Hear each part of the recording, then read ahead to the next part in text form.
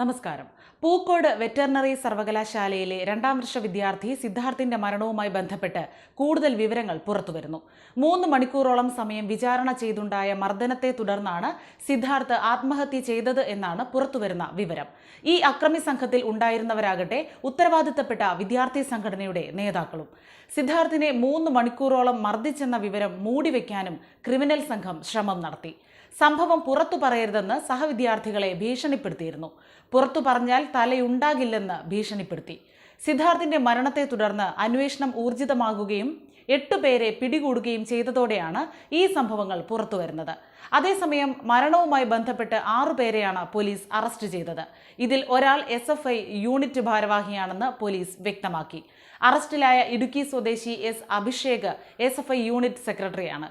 കേസിൽ ഒളിവിലുള്ള K Arun SFI unit പ്രസിഡന്റാണ്. കേസിൽ പ്രതിയായ അരുണിനെ ഇനിയും അറസ്റ്റ് ചെയ്യാൻ സാധിച്ചിട്ടില്ല. അറസ്റ്റിലായ തിരുവനന്തപുരം സ്വദേശി രഹൻ ബിനോയിയാണ് സിദ്ധാർത്ഥിനെ വിളിച്ചു വരുത്തിയതെന്നും അന്വേഷണത്തിൽ വ്യക്തമായി. രഹൻ സിദ്ധാർത്ഥിന്റെ സഹപാഠിയാണ്. രഹനെ കൊണ്ടാണ് നേതാക്കൾ സിദ്ധാർത്ഥിനെ വിളിച്ചു വരുത്തിയത്. രഹന്റെ വാക്ക് വിശ്വസിച്ചാണ് സിദ്ധാർത്ഥ് ക്യാമ്പസിലേക്ക് വന്നത്. 16-ാം തീയതി വൈകിട്ടാണ് സിദ്ധാർത്ഥ് ഹോസ്റ്റലിലെത്തിയത്. അന്ന് തന്നെ പ്രതികൾ സിദ്ധാർത്ഥിനെ ക്രൂരമായി മർദ്ദിച്ചു. 3 മണിക്കൂറിലധികം തുടർച്ചയായി ക്രൂരമായി മർദ്ദിച്ചുവെന്നും അന്വേഷണത്തിൽ കണ്ടെത്തിയിട്ടുണ്ട്. ഇന്നലെ രാവിലെ മൊഴിയെടുക്കാൻ വിളിപ്പിച്ച 8 പേരിൽ 6 പേരെയാണ് പോലീസ് അറസ്റ്റ് ചെയ്തിരിക്കുന്നത്. വിശദമായ ചോദ്യം ചെയ്യലിൽ പങ്കുണ്ടെന്ന് വ്യക്തമായതോടെയാണ് ഇവരെ അറസ്റ്റ് ചെയ്തതെന്ന് പോലീസ് അറിയിച്ചു. അറസ്റ്റിലായ പ്രതികളുടെ വിവരങ്ങളും പോലീസ് പുറത്തുവിട്ടു. ആൾക്കൂട്ട വിചാരണയിലടക്കം പങ്കെടുത്തിരുന്നവരാണ് ഇപ്പോൾ അറസ്റ്റിലായിരിക്കുന്ന 6 പേരുമെന്ന് പോലീസ് പറഞ്ഞു.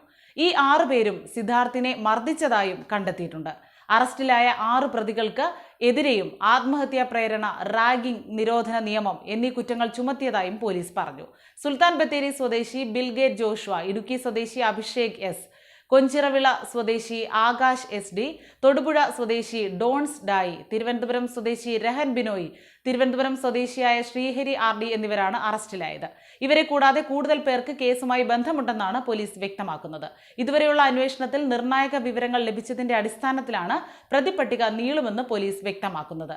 കോളേജിനകത്ത് വെച്ച് സിദ്ധാർത്ഥിനെ മർദ്ദിച്ച സംഭവത്തിൽ 18 പ്രതികൾ ഉണ്ടെന്നാണ് പോലീസിന്റെ കണ്ടെത്തൽ. ഇതിൽ 6 പേരുടെ അറസ്റ്റാണ് ഇപ്പോൾ രേഖപ്പെടുത്തിയിരിക്കുന്നത്. SFI നേതാക്കളടക്കം 12 പേർ ഇപ്പോഴും ഒളിവിലാണെന്നും പോലീസ് വ്യക്തമാക്കി. ഇവരെ ഉടൻ തന്നെ പിടികൂടുമെന്നും പോലീസ് അറിയിച്ചിട്ടുണ്ട്.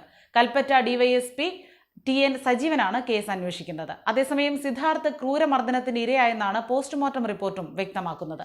ശരീരത്തിൽ 3 നാൾ വരെ പഴക്കമുള്ള പരിക്കുകളുണ്ടെന്നും പോസ്റ്റ്മോർട്ടത്തിൽ സ്ഥിരീകരിച്ചിട്ടുണ്ട്. സിദ്ധാർത്ഥിന്റെ ശരീരത്തിൽ ആകെ മർദ്ദനമേറ്റ പാടുകളുണ്ട്. മരണത്തിന്റെ 2-3 ദിവസം മുമ്പുണ്ടായ പരിക്കുകളാണിതെന്ന് വ്യക്തമായിട്ടുണ്ട്. തലയ്ക്കും താടിയെല്ലിനും മുതുകിനും ക്ഷതമേറ്റിട്ടുണ്ട്. കനമുള്ള എന്തെങ്കിലും കൊണ്ടാകാം മർദ്ദനമെന്നാണ് നിഗമനം. എന്നാൽ തൂങ്ങി മരണമാണെന്ന് പോസ്റ്റ്മോർട്ടം റിപ്പോർട്ടിൽ സ്ഥിരീകരണമുണ്ട്.